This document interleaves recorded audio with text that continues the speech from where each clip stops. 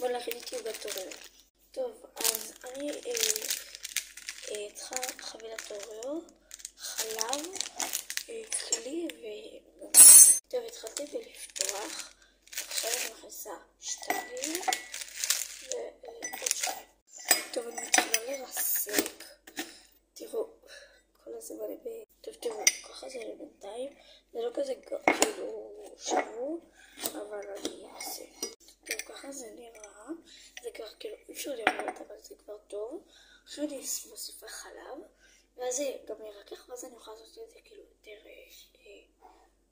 יותר טוב. אני מוסיפה חלב.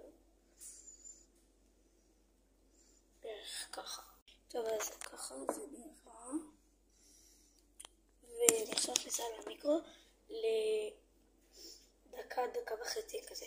טוב, אז שמתי עכשיו במיקרו, ובזמן הזה שאני מחכה, אני פשוט מכניסה את הדברים שהשתמשתי בהם, שזה רק חלב.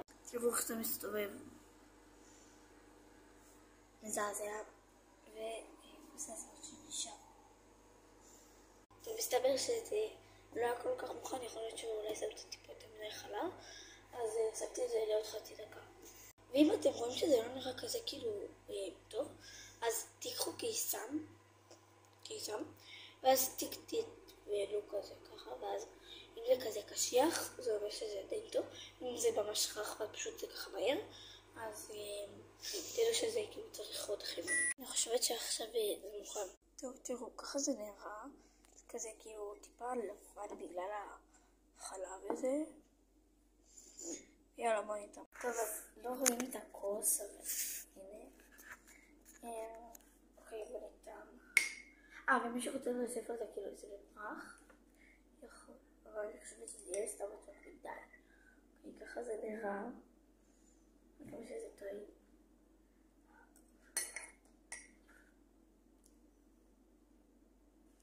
ותקשיבו, זה טעים ברמות, אבל זה רותח גם ברמות. נראה לי שאני אחכה כמה דקות. טוב, נראה לי שזה יתקרר. אני לוקחת חתיכה קטנה כדי לבדוק.